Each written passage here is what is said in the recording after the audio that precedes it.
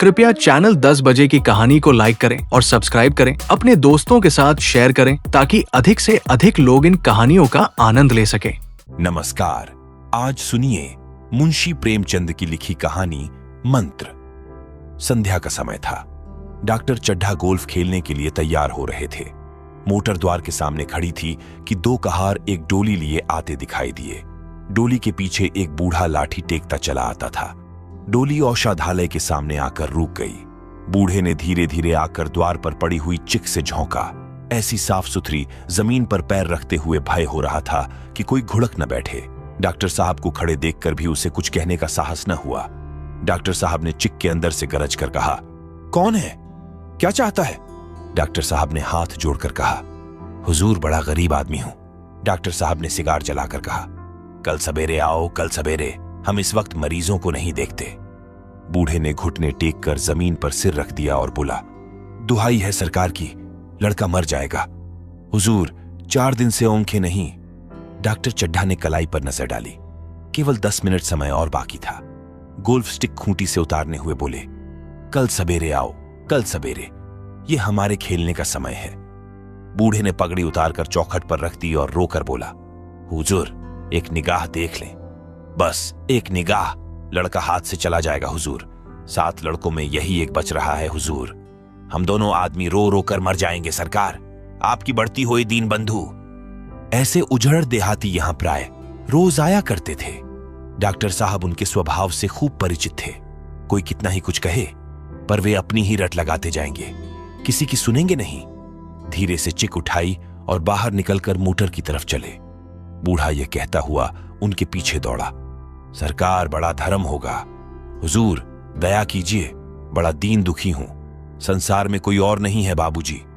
मगर डॉक्टर साहब ने उसकी ओर मुंह फेर कर देखा तक नहीं। मोटर पर बैठकर बोले, कल सवेरे आना। मोटर चली गई। बूढ़ा कई मिनट तक मूर्ति की भांति निश्चल खड़ा रहा। संसार में ऐसे मनुष्य भी होते हैं जो अपने आमोद प्रमोद के आगे किसी की जान की भी परवाह नहीं करते। शायद इसका उसे अब भी विश्वास न आता था। सभ्य संसार इतना निर्मम, इतना कठोर है, इसका ऐसा मर्मभेदी अनुभव अब तक न हुआ था। वह उन पुराने जमाने की जीवों में था जो लगी हुई आग को बुझाने, मुर्दे को कंधा देने, किसी के छप्पर को उठाने और किसी कलह को शांत करने के लिए सदैव तैयार रहते थे।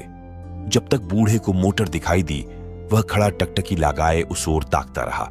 शायद उसे अब भी डॉक्टर साहब के लौट आने की आशा थी। फिर उसने कहारों से डोली उठाने को कहा। डोली जिधर से आई थी उधर ही चली गई। चारों ओर से निराश होकर वह डॉक्टर चड्ढा के पास आया था। इनकी बड़ी तारीफ सुनी थी। यहां से निराश होकर फिर वह किसी दूसरे डॉक्टर के पास न गया। किस्मत ठोक ली। उसी रात उसका हंसता खेलता 7 साल का बालक अपनी बाल लीला समाप्त करके इस संसार से सिद्धार गया। बूढ़े माँ बाप के जीवन का यही एक आधार था। इसी का मुंह देख कर जीते थे। इस दीपक के बुझते ही जीवन की अंधेरी रात भौं भौं करने लगी। बुढ़ापे की विशाल ममता टूटे हुए हृदय से निकलकर अंधकार आर्त स्वर से रोने लगी। कई साल गुजर गए। डॉक्टर चड्ढा ने खूब यश और धन कमाया, लेकिन इसके साथ ही अपने स्वास्थ्य की रक्षा भी की, जो एक साधारण बात थी।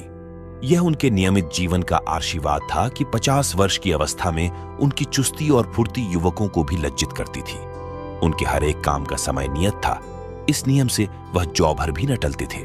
बहुधा लोग स्वास्थ्य के नियमों का पालन उस समय करते हैं जब रोगी हो जाते हैं। डॉक्टर चड्ढा उपचार और संयम का रहस्य खूब समझते थे। उनकी संतान संध्या भी इसी नियम के अधीन थी। उनके केवल 2 बच्चे हुए, एक लड़का और एक लड़की। तीसरी संतान न हुई, इसीलिए श्रीमती चड्ढा भी अभी जवान मालूम होती थी। लड़की का तो विवाह हो चुका था। लड़का कॉलेज में पढ़ता था। वही माता पिता के जीवन का आधार था। शील और विनय का पुतला, बड़ा ही रसिक, बड़ा ही उदार, विद्यालय का गौरव, युवक समाज की शोभा। मुखमंडल से तेज की छटा सी निकलती थी। आज उसकी 20वीं सालगिरह थी। संध्या का समय था। हरी हरी घास पर कुर्सियां बिछी हुई थी। शहर के रईस और हुक्काम एक तरफ, कॉलेज के छात्र दूसरी तरफ बैठे भोजन कर रहे थे। बिजली के प्रकाश से सारा मैदान जगमगा रहा था। आमोद प्रमोद का सामान भी जमा था। छोटा सा प्रहसन खेलने की तैयारी थी। प्रहसन स्वयं कैलाशनाथ ने लिखा था। वही मुख्य एक्टर भी था। इस समय वह एक रेशमी कमीज पहने नंगे सिर, नंगे पांव, इधर से उधर मित्रों की आव भगत में लगा हुआ था। कोई पुकारता, कैलाश जरा इधर आना। कोई उधर से बुलाता, कैलाश क्या उधर ही रहोगे? सभी उसे छोड़ते थे, चुहलें करते थे। बेचारे को जरा दम मारने का अवकाश न मिलता था। सहसा एक रमणी ने उसके पास आकर पूछा, क्यों कैलाश, तुम्हारे सांप कहां हैं? जरा मुझे दिखा दो। कैलाश ने उससे हाथ मिलाकर कहा, मृणालिनी, इस वक्त क्षमा करो, कल दिखा दूंगा। मृणालिनी ने आग्रह किया, जी नहीं, तुम्हें दिखाना पड़ेगा, मैं आज नहीं मानने की, तुम रोज कल करते हो। मृणालिनी और कैलाश दोनों सहपाठी थे और एक दूसरे के प्रेम में पगे हुए। कैलाश को सांपों के पालने, खेलाने और नचाने का शौक था। तरह तरह के सांप पाल रखे थे। उनके स्वभाव और चरित्र की परीक्षा करता रहता था। थोड़े दिन हुए उसने विद्यालय में सांपों पर एक मार्के का व्याख्यान दिया था। सांपों को नचाकर दिखाया भी था। प्राणीशास्त्र के बड़े बड़े पंडित भी यह व्याख्यान सुनकर दंग रह गए थे। यह विद्या उसने एक बड़े संपेरे से सीखी थी। सांपों की जड़ी बूटियां जमा करने का उसे मर्ज था। इतना पता भर मिल जाए कि किसी व्यक्ति के पास कोई अच्छी जड़ी है, फिर उसे चैन न आता था, उसे लेकर ही छोड़ता था। यही व्यसन था। इस पर हजारों रुपये फूंक चुका था। मृणालिनी कई बार आ चुकी थी, पर कभी सांपों को देखने के लिए इतनी उत्सुक न हुई थी। कह नहीं सकते, आज उसकी उत्सुकता सचमुच जाग गई थी, या वह कैलाश पर अपने अधिकार का प्रदर्शन करना चाहती थी। पर उसका आग्रह बेमौका था। उस कोठरी में कितनी भीड़ लग जाएगी, भीड़ को देखकर सांप कितने चौंकेंगे और रात के समय उन्हें छेड़ा जाना कितना बुरा लगेगा। इन बातों का उसे जरा भी ध्यान न आया। कैलाश ने कहा, नहीं, कल जरूर दिखा दूंगा। इस वक्त अच्छी तरह दिखा भी तो न सकूंगा, कमरे में तिल रखने को भी जगह न मिलेगी। एक महाशय ने छेड़कर कहा, दिखा क्यों नहीं देते? जरा सी बात के लिए इतना टाल मटोल कर रहे हो? मिस गोविंद, हरगिज न मानना, देखें कैसे नहीं दिखाते। दूसरे महाशय ने और रद्दा चढ़ाया, मिस गोविंद इतनी सीधी और भोली हैं, तभी आप इतना मिजाज करते हैं। दूसरे सुंदरी होती तो इसी बात पर बिगड़ खड़ी होती। तीसरे साहब ने मजाक उड़ाया, अजी बोलना छोड़ देती, भला कोई बात है। इस पर आपका दावा है कि मृणालिनी के लिए जान हाजिर है। मृणालिनी ने देखा कि ये शौहदे उसे रंग पर चढ़ा रहे हैं, तो बोली, आप लोग मेरी वकालत न करें, मैं खुद अपनी वकालत कर लूंगी।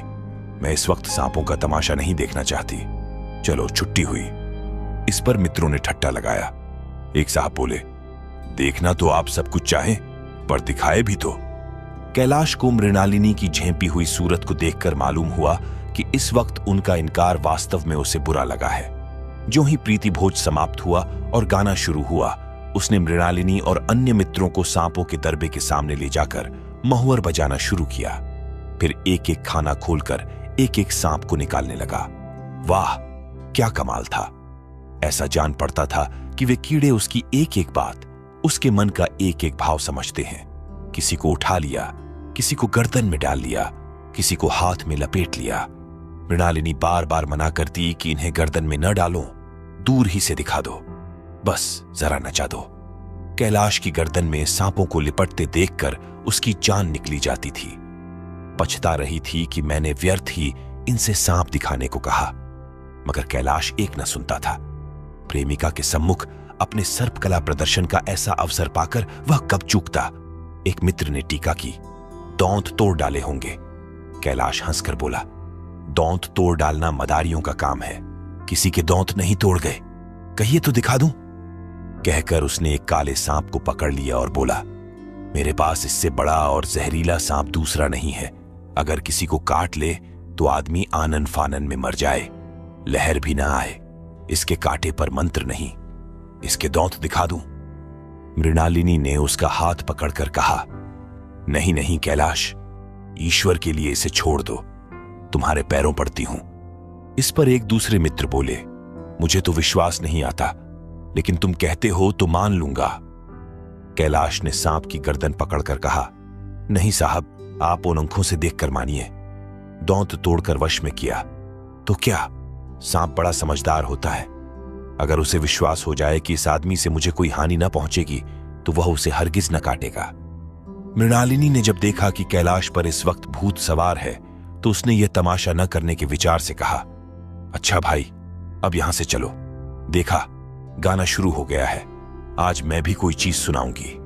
यह कहते हुए उसने कैलाश का कंधा पकड़कर चलने का इशारा किया और कमरे से निकल गई। मगर कैलाश विरोधियों का शंका समाधान करके ही दम लेना चाहता था।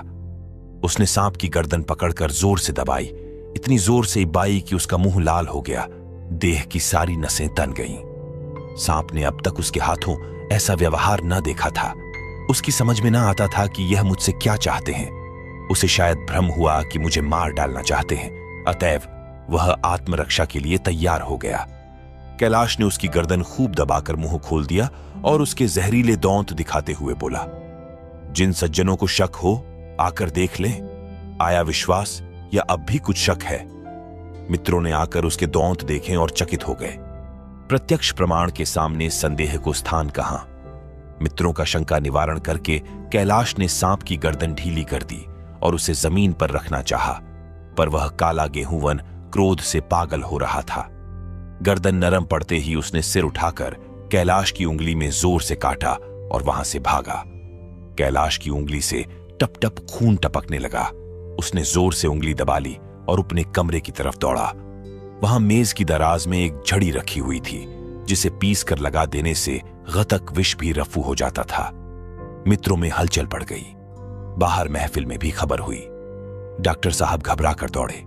फौरन उंगली की जड़ कसकर बौंधी गई और जड़ी पीसने के लिए दी गई। डॉक्टर साहब जड़ी के कायल न थे।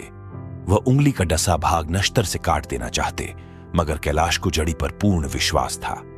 मृणालिनी पियानो पर बैठी हुई थी। यह खबर सुनते ही दौड़ी और कैलाश की उंगली से टपकते हुए खून को रूमाल से पोंछने लगी। जड़ी पीसी जाने लगी, पर उसी 1 मिनट में कैलाश की आंखें झपकने लगीं, ओठों पर पीलापन दौड़ने लगा, यहां तक कि वह खड़ा न रह सका।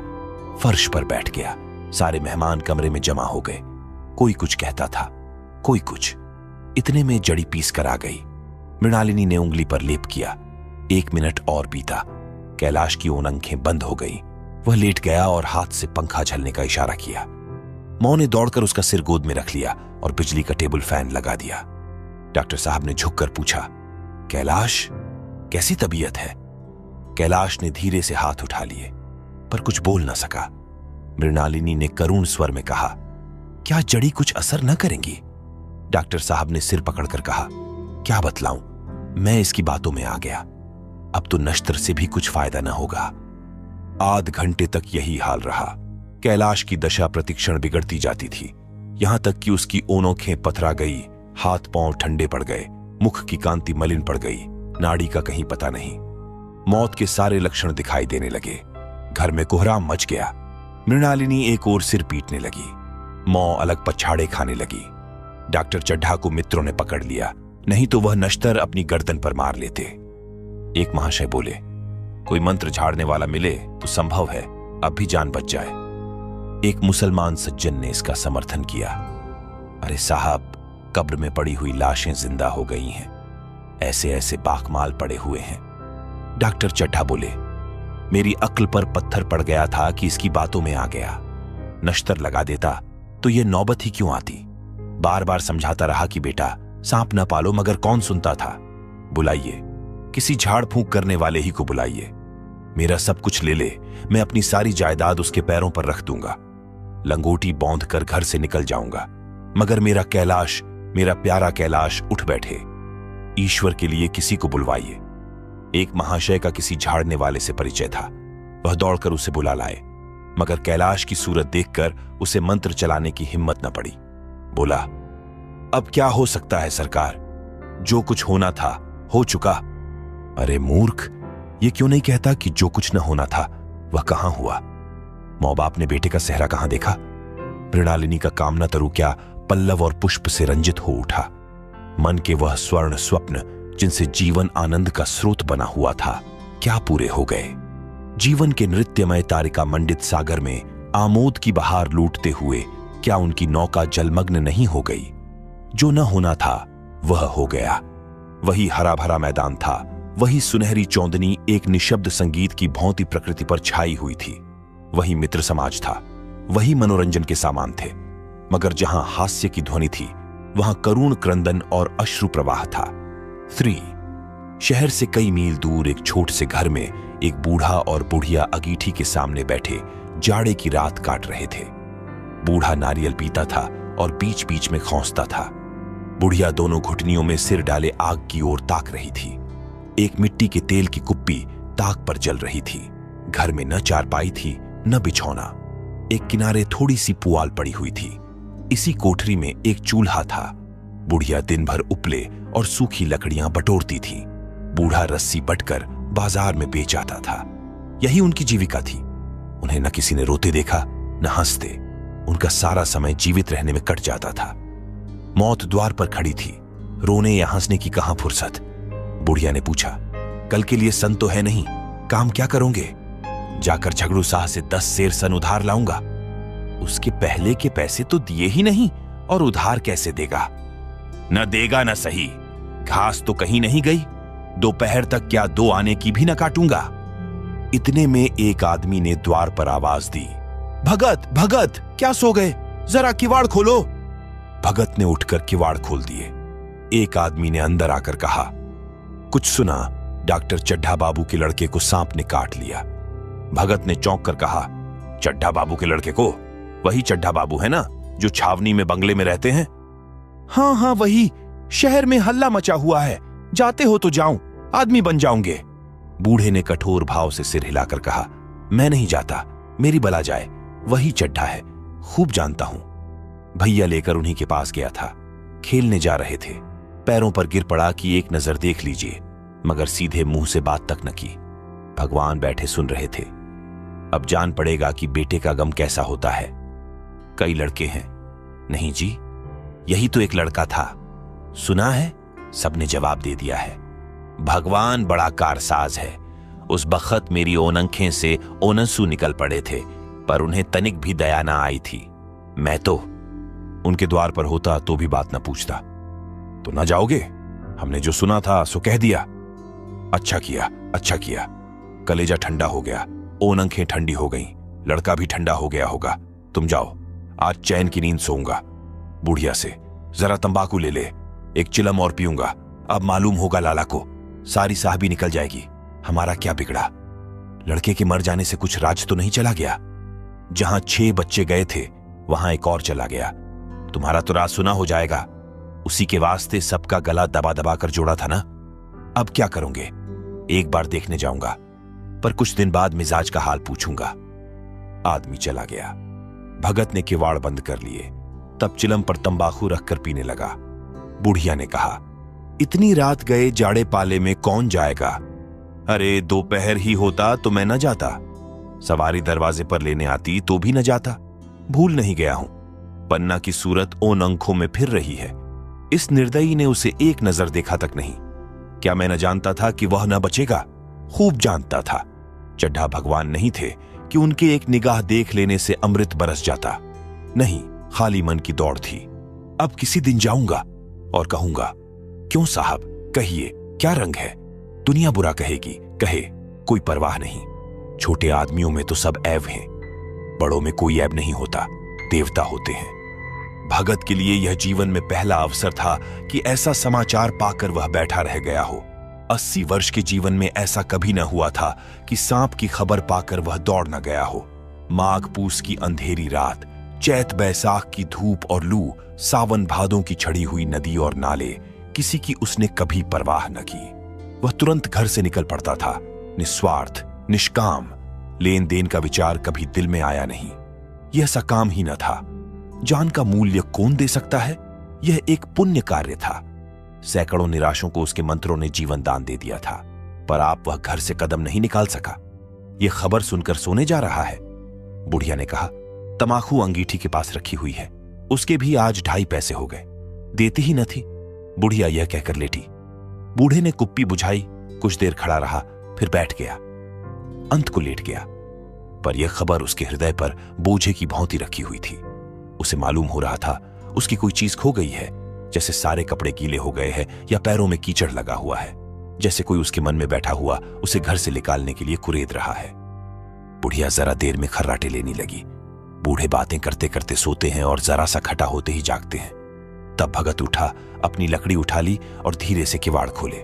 बुढ़िया ने पूछा। कहां जाते हो? कहीं नहीं, देखता था कि कितनी रात है। अभी बहुत रात है, सो जाओ। नींद नहीं आती। नींद काहे आवेगी? मन तो चड्ढा के घर पर लगा हुआ है।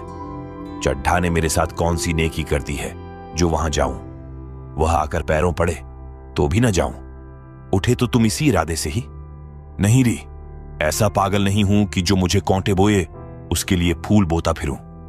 बुढ़िया फिर सो गई। भगत ने किवाड़ लगा दिए और फिर आकर बैठा।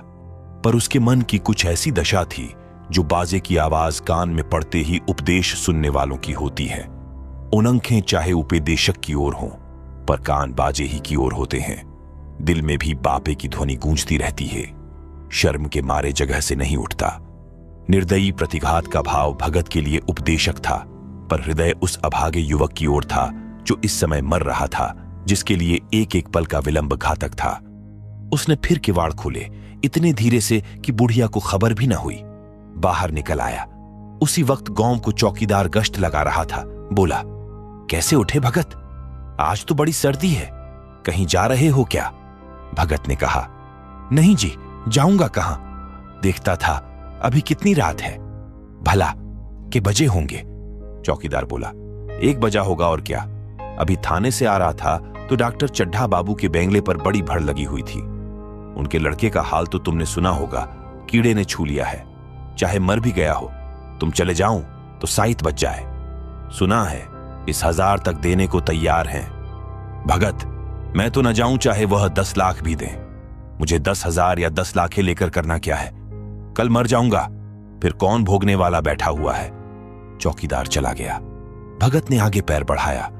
जैसे नशे में आदमी की देह अपने काबू में नहीं रहती।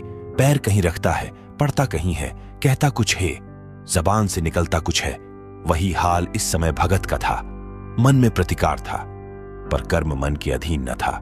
जिसने कभी तलवार नहीं चलाई, वह इरादा करने पर भी तलवार नहीं चला सकता। उसके हाथ कौंपते हैं, उठते ही नहीं। भगत लाठी खटखट करता लपका चला जाता था। चेतना रोकती थी, पर उपचेतना ठेलती थी। सेवक स्वामी पर हावी था। आधी राह निकल जाने के बाद सहसा भगत रुक गया। हिंसा ने क्रिया पर विजय पाई। मैं यूं ही इतनी दूर चला आया। इस जाड़े पाले में मरने की मुझे क्या पड़ी थी? आराम से सोया क्यों नहीं? नींद न आती न सही, 2-4 भजन ही गाता। व्यर्थ इतनी दूर दौड़ा आया। चढ़ा का लड़का रहे या मरे मेरी कला से। मेरे साथ उन्होंने ऐसा कौन सा सलूक किया था कि मैं उनके लिए मरूं? दुनिया में हजारों मरते हैं, हजारों जीते हैं। मुझे किसी के मरने जीने से मतलब। मगर उपचेतन ने अब एक दूसरा रूप धारण किया जो हिंसा से बहुत कुछ मिलता जुलता था। वह झाड़ फूंक करने नहीं जा रहा है। वह देखेगा कि लोग क्या कर रहे हैं। डॉक्टर साहब का रोना पीटना देखेगा, किस तरह सिर पीटते हैं, किस तरह पछाड़े खाते हैं। वे लोग तो विद्वान होते हैं, सब्र कर जाते होंगे। हिंसा भाव को यूं धीरज देता हुआ वह फिर आगे बढ़ा। इतने में 2 आदमी आते दिखाई दिए। दोनों बातें करते चले आ रहे थे। चड्ढा बाबू का घर उजड़ गया, वही तो एक लड़का था। भगत के कान में यह आवाज पड़ी। उसकी चाल और भी तेज हो गई। थकान के मारे पांव न उठते थे। शिरोभाग इतना बढ़ा जाता था मानो अब मुंह के बल गिर पड़ेगा। इस तरह वह कोई 10 मिनट चला होगा कि डॉक्टर साहब का बंगला नजर आया। बिजली की बत्तियां जल रही थी, मगर सन्नाटा छाया हुआ था। रोने पीटने की आवाज भी ना आती थी। भगत का कलेजा धक धक करने लगा। कहीं मुझे बहुत देर तो नहीं हो गई? वह दौड़ने लगा। अपनी उम्र में वह इतना तेज कभी ना दौड़ा था। बस यही मालूम होता था मानो उसके पीछे मौत दौड़ी आ रही है। 2 बज गए थे। मेहमान विदा हो गए। रोने वालों में केवल आकाश के तारे रह गए थे और सभी रो रो कर थक गए थे। बड़ी उत्सुकता के साथ लोग रह रहे आकाश की ओर देखते थे कि किसी तरह सुही हो और लाश गंगा की गोद में दी जाए। सहसा भगत ने द्वार पर पहुंचकर आवाज दी। डॉक्टर साहब समझे कोई मरीज आया होगा। किसी और दिन उन्होंने उस आदमी को दुत्कार दिया होता, मगर आज बाहर निकल आए। देखा एक बूढ़ा आदमी खड़ा है, कमर झुकी हुई, पोपला मुंह, भौहें तक सफेद हो गई थी। लकड़ी के सहारे कौंप रहा था। बड़ी नम्रता से बोले, क्या है भाई? आज तो हमारे ऊपर ऐसी मुसीबत पड़ गई है कि कुछ कहते नहीं बनता। फिर कभी आना। इधर 1 महीना तक तो शायद मैं किसी भी मरीज को न देख सकूंगा। भगत ने कहा, सुन चुका हूं बाबूजी, इसीलिए आया हूं। भैया कहां है? जरा मुझे दिखा दीजिए। भगवान बड़ा कारसाज है, मुर्दे को भी जिला सकता है, कौन जाने अब भी उसे दया आ जाए। चड्ढा ने व्यथित स्वर से कहा, चलो देख लो। मगर 3-4 घंटे हो गए, जो कुछ होना था हो चुका। बहुतेर झाड़ने फकने वाले देख देख कर चले गए। डॉक्टर साहब को आशा तो क्या होती, हां बूढ़े पर दया आ गई, अंदर ले गए। भगत ने लाश को 1 मिनट तक देखा, तब मुस्कुरा कर बोला, अभी कुछ नहीं बिगड़ा है बाबूजी, ये नारायण चाहेंगे तो आध घंटे में भैया उठ बैठेंगे। आप नाहक दिल छोटा कर रहे हैं, जरा कहारों से कहिए पानी तो भरे। कहारों ने पानी भर भर कर कैलाश को नहलाना शुरू किया। पाइप बंद हो गया था। कहारों की संख्या अधिक न थी, इसलिए मेहमानों ने अहाते के बाहर के कुएं से पानी भर भर कर कहानों को दिया। मृणालिनी कलासा लिए पानी ला रही थी। बूढ़ा भगत खड़ा मुस्कुरा मुस्कुरा कर मंत्र पढ़ रहा था, मानो विजय उसके सामने खड़ी है। जब एक बार मंत्र समाप्त हो जाता, वह एक जड़ी कैलाश के सिर पर डाले गए और न जाने कितनी बार भगत ने मंत्र फूंका। आखिर जब उषा ने अपनी लाल लाल ओनंखें खोली तो कैलाश की भी लाल लाल ओनंखें खुल गई। एक क्षण में उसने अंगड़ाई ली और पानी पीने को मांगा। डॉक्टर चड्ढा ने दौड़कर नारायणी को गले लगा लिया। नारायणी दौड़कर भगत के पैरों पर गिर पड़ी और मृणालिनी कैलाश के सामने आंखों में आंसू भरे पूछने लगी, अब कैसी तबीयत है? एक क्षण में चारों तरफ खबर फैल गई। मित्रगण मुबारकबाद देने आने लगे। डॉक्टर साहब बड़े श्रद्धा भाव से हर एक के सामने भगत का यश गाते फिरते थे। सभी लोग भगत के दर्शनों के लिए उत्सुक हो उठे, मगर अंदर जाकर देखा तो भगत का कहीं पता न था। नौकरों ने कहा, अभी तो यहीं बैठे चिलम पी रहे थे, हम लोग तमाकू देने लगे तो नहीं ली, अपने पास से तमाकू निकाल कर भरी। यहां तो भगत की चारों ओर तलाश होने लगी और भगत लपका हुआ घर चला जा रहा था कि बूढ़िया के उठने से पहले पहुंच जाऊं। जब मेहमान लोग चले गए तो डॉक्टर साहब ने नारायणी से कहा, बुढ़ा न जाने कहां चला गया, एक चिलम तमाकू का भी रवादार न हुआ। नारायणी, मैंने तो सोचा था इससे कोई बड़ी रकम दूंगी। चड्ढा, रात को तो मैंने नहीं पहचाना, पर जरा साफ हो जाने पर पहचान गया। एक बार ये एक मरीज को लेकर आया था। मुझे अब याद आता है कि मैं खेलने जा रहा था और मरीज को देखने से इनकार कर दिया था। आप उस दिन की बात याद करके मुझे जितनी ग्लानि हो रही है उसे प्रकट नहीं कर सकता। मैं उसे अब खोज निकालूंगा और उसके पैरों पर गिरकर अपना अपराध क्षमा कराऊंगा। वह कुछ लेगा नहीं, ये जानता हूं। उसका जन्म यश की वर्षा करने ही के लिए हुआ है। उसकी सज्जनता ने मुझे ऐसा आदर्श दिखा दिया है जो अब से जीवन पर्यंत मेरे सामने रहेगा। आप सुन रहे थे मुंशी प्रेमचंद की लिखी कहानी मंत्र। कृपया चैनल 10 बजे की कहानी को लाइक करें और सब्सक्राइब करें, अपने दोस्तों के साथ शेयर करें ताकि अधिक से अधिक लोग इन कहानियों का आनंद ले सकें।